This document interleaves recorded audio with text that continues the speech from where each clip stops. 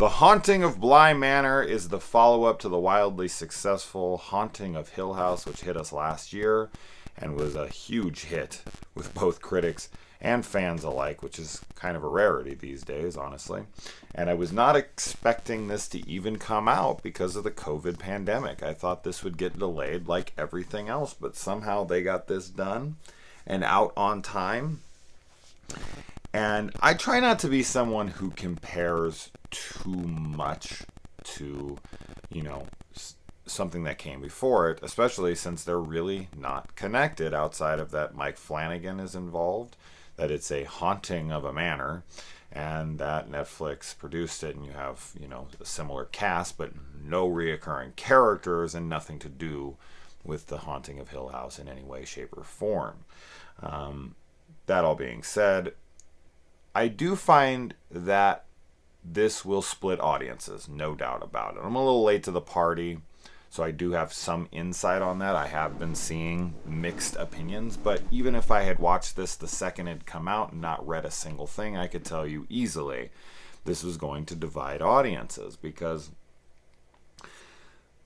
for all intents and purposes, this is a romantic drama with ghostly elements to it. The horror in this is extremely light. Very little. It's more of like a chilling ghost story at times, but there's no real jump scares. I mean, maybe one or two, but very, very mild. In a 9-hour runtime, to have such little horror, people will look at that as a negative. But I look at the show on how it is, not how I expected it to be or how I wanted it to be. I didn't have any hopes or desires with this one. I just sat down and let the story present itself how it presented itself, and I watched it as that. And because of that, I saw a beautifully written, wonderfully acted, extremely poetically tragic romance that I was very much invested in. This focuses primarily on the romantic side of things. And people could find that melodramatic. They could find it boring. They could find it trite. I don't know. They could find it pretentious. This is a very highbrow show. It's not something like the likes of American Horror Story, which is just going for one-upping itself in the next episode to where it culminates to this ridiculous finale that just can't hold steam because of how much they're trying to elevate the next scene to the next scene to the next scene, always trying to outdo themselves. This is a very subdued show. This is a very reserved show. This is a very mature show.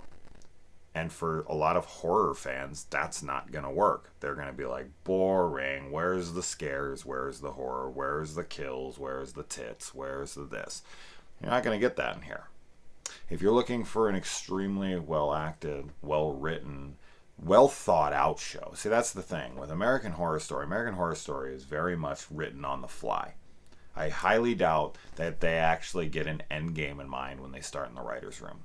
I think that they just go episode to episode and they try to outdo themselves in the last episode, and then they just kind of organically try to find a finale. And of course, they have to try to do that extravagantly. This one, you can tell this was carefully thought out from beginning to end.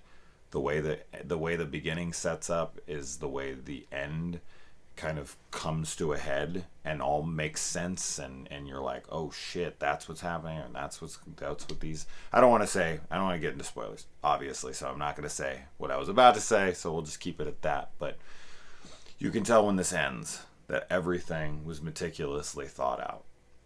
And if you're invested in these characters, if you are invested in the story, then this is going to work for you very, very well. If you find yourself bored, especially like if you're like 2 episodes in and you're like, is this going anywhere? Is anything ever going to happen? I would tap out. I don't think you're going to enjoy it. You're going to have to just understand the kind of show that it is. And what I find interesting about it is, while The Haunting of Hill House definitely had more in the way of horror, it didn't have that much more. The Haunting of Hill House is very slow. Not in a bad way. I thought it was fantastic. But it is a very slow-paced show with a focus heavily on family drama. And that's fairly similar here. Just take a little bit of the horror elements out and focus a little more on the romantic side of things, and you've got The Haunting of Bly Manor. So while I've greatly enjoyed it, and I thought it was just a beautiful show, really, it is a stunning looking show, acted all the accolades I could give it, behind and in front of the camera, I will give it. I just, while watching it, was sitting there thinking, holy shit, man, this is going to bore the hell out of a lot of people. Now, all of my friends personally loved it. But then everyone outside of my friend group seems to be extremely disappointed and found the thing to be boring. So, this is going to be a split. And I'm sure if you were excited about it, you've seen it by now. So you can tell me below what side of the coin you were on here. Did you stick it out and you're like, Jesus Christ, it never came to anything? I don't see how you could see this as a bad show. I don't see how you could see this as a bad story or bad filmmaking or any of those kinds of things. I definitely understand when somebody doesn't like something, no matter how good I think it is. I can always understand when someone's like, it wasn't for me. It makes perfect sense. But when I watch something that's so well crafted like this, that really has all of the technical aspects checked, from acting to cinematography to writing to everything. When someone tells me this show is shit, it's when I immediately check out. It's like, come on, man. Like, you can dislike the movie or the show. It feels so grandiose and it feels so well shot and everything. Sometimes you forget that television can be this illustrious, this gorgeous. It's wild what they can do with television these days. But when someone tells me something like this is bad, just genuinely bad, they're like, oh, this is terrible, I can't take it seriously. I just can't. You can have your opinion all you like, but to say something like this is bad, I'm just not buying it, man. I'm just not buying it. What is bad about it? Please. You were bored? That doesn't make something bad. So, regardless, anyways, I think it's a great follow-up, but maybe not the follow-up a lot of people wanted. They were looking more for scares. And this has very little scares. This is going to really more tug on your heartstrings if you have any. And in that way, I thought it was wildly successful. And as I said, I can't use this word enough, but the show, if I had to define the show in one word, I would just say beautiful. If I had two, I would say beautifully tragic. Because when that end hits, man, there's so much emotion to be had there.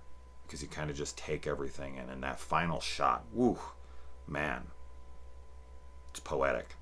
It's a gorgeous show. So, yeah, definitely be curious. I pretty much already can guess where this is going. This is going to be a 50-50 split. Will we get a haunting of something else in the future? We shall see. I don't know if this has been greenlit for a third season. But, everyone was great here. And I also want to give a shout out to fucking Ravi from iZombie. I was not expecting him in this show, but he plays a main character, and it was fantastic to see him here. He's excellent in this, and it's a completely different role than he plays in iZombie. He plays this very punerific chef that works for the house. I didn't even talk about what the show's about, but it's really just an au pair coming in. It's based on a turning of the screw, right?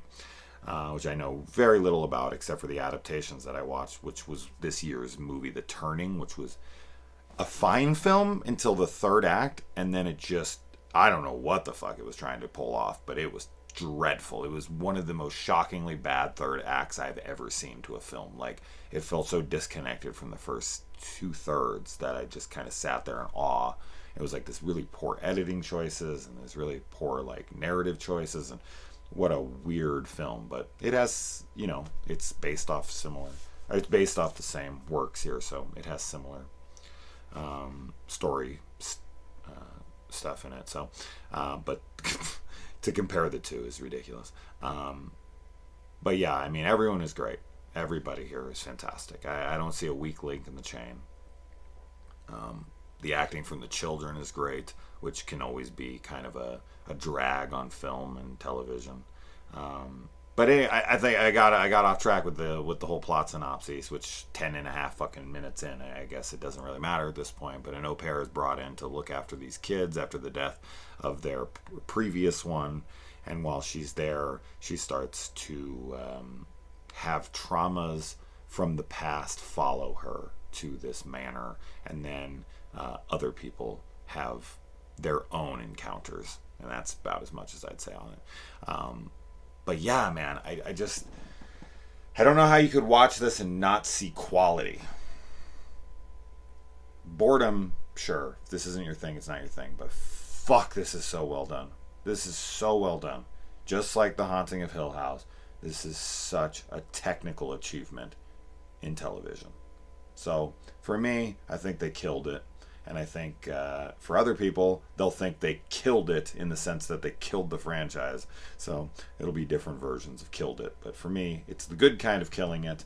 And I very much look forward to seeing what they cook up next, if anything. We shall see. Let me know.